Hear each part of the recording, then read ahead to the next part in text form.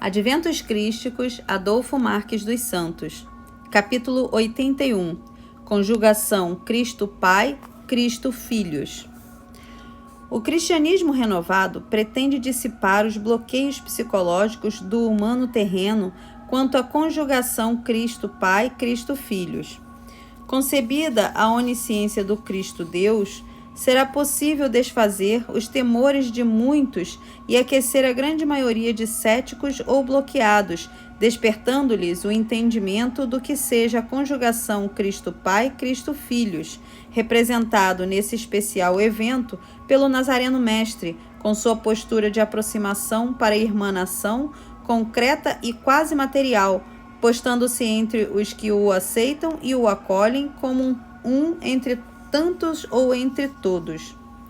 Aos encarnados que foi concedida a meritória graça de porta-vozes dos ditames crísticos para a terra, àqueles conscientes da força superior latente em todos os humanos, aos baluartes a quem o Pai solicita, na certeza de que sua representatividade no plano físico será feita por seus filhos, cabe-lhes a nobre tarefa de tornar a conjugação real, a exemplo do que fez o predestinado arauto da divindade, o Nazareno Mestre, quando encarnado esteve há 2000 anos.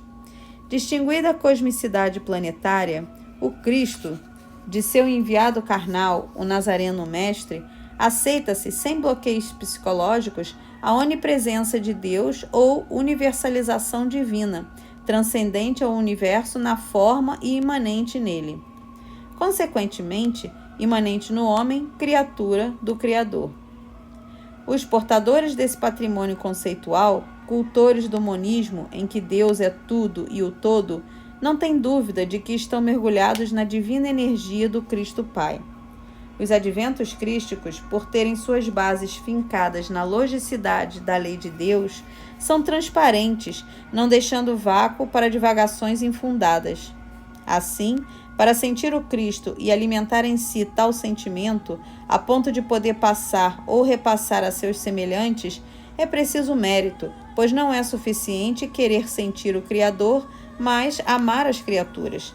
Disse o Mestre: aquele que não amar seu filho, seus pais, parentes ou afins, como o fazem em intensidade a mim, não logrará amar ao meu Pai que está no alto, posto que o filho, os pais, parentes e afins são sua própria essência. O que ansiosamente a espiritualidade aguarda é que, gradativamente, caia por terra o que até então se tomava por mistério dogmático ou coisa impossível, para não dizer inatingível ou imponderável. Cabe aos adventistas, àqueles que, nos milênios de aprendizado, arregimentaram todas as condicionantes forças de integração Cristo Pai, Cristo Filhos, acima de qualquer fenômeno, função ou ação consequente, a certeira introdução das três perdizes do consentimento divino: ver, ouvir e falar com misericórdia. A proposta adventista é fundamentada na essência do Cristo Amor. Daí ser imprescindível induzir o homem à sua harmonização interior, individual e intransferível, sem a qual ele não perceberá a grandeza desta aurora. Partindo de tal premissa, necessário é desarmar o homem quanto aos haveres dos céus, a fim de que ele possa sentir o Cristo em seu íntimo e motivar-se para vencer os limites das perturbações emocionais adquiridas nessa vida ou trazidas de existências pretéritas.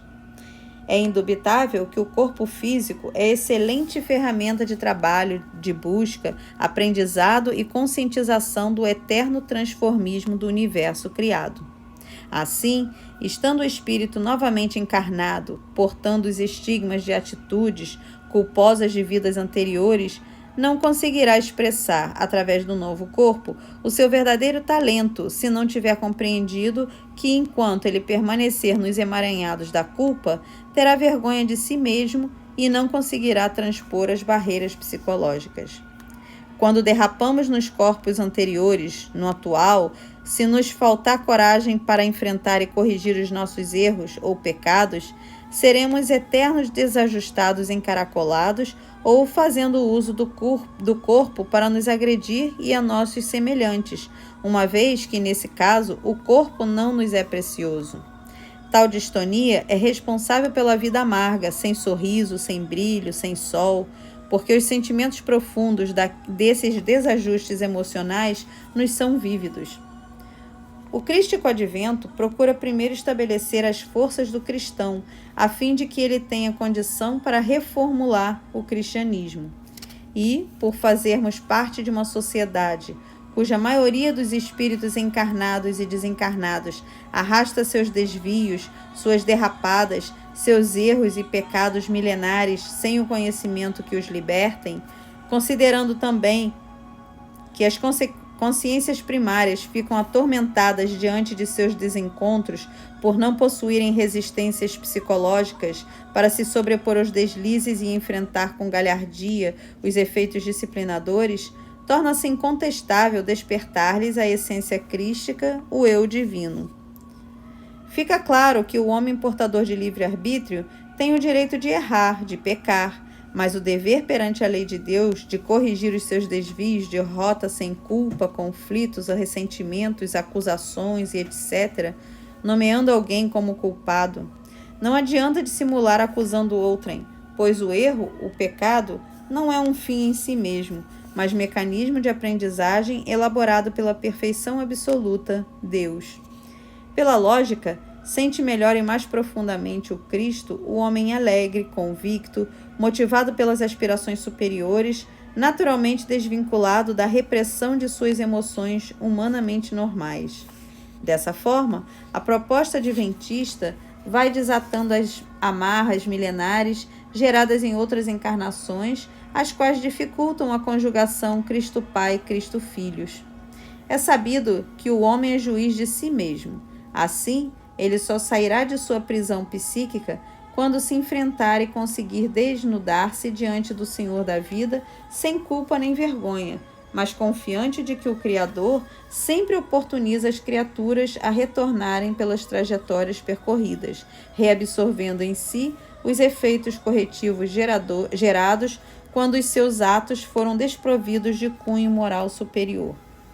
Com o despertar do eterno vir a ser, os resquícios, os mais grotescos e vulgares, gravados na memória subjetiva, vão, na mesma proporção, enfraquecendo-se sem violentar o ego, a fim de não tornar o homem portador de tais estigmas um esquizofrênico desvinculado emocionalmente da fonte da vida, negando o corpo, seu veículo de erros e acertos, uma vez que as substituições devem ser lentas, sem deixar vazios na mente.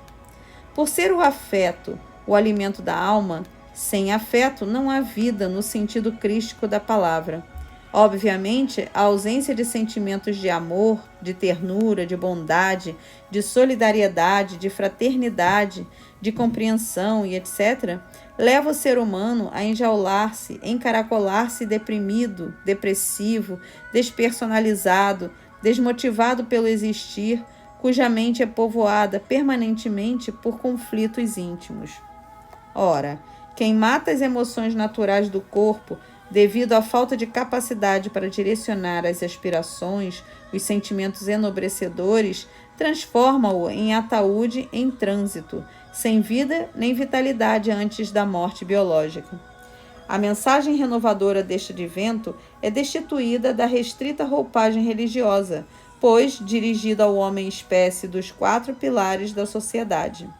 O homem, à medida que vai despertando de si a imanência de Deus, vai lhe propiciando o discernimento com mais abrangência. Com isso, ele vai se aprumando, ganhando vida e dando sentido à existência, colocando emoções superiores em seus atos, atitudes e pensamentos. Para o homem refeito de sua psicogênese conflitante, aquele que saiu de seu cárcere adornado com culpas, temores e terrores, flagelado pela autopunição porque ignorava a bondade de Deus, após autoconscientizar-se do eterno vir a ser, não mais terá dúvida de sua eterna ligação com o Deus bondade, que perdoa, mas também com o Deus justiça, que disciplina. Diluídos esses bloqueios, todos podem sentir a fonte inesgotável da vida do planeta Terra, o Cristo Pai. Quanto mais se ama as partes, mais se sente o todo, Deus. Fim do capítulo 81.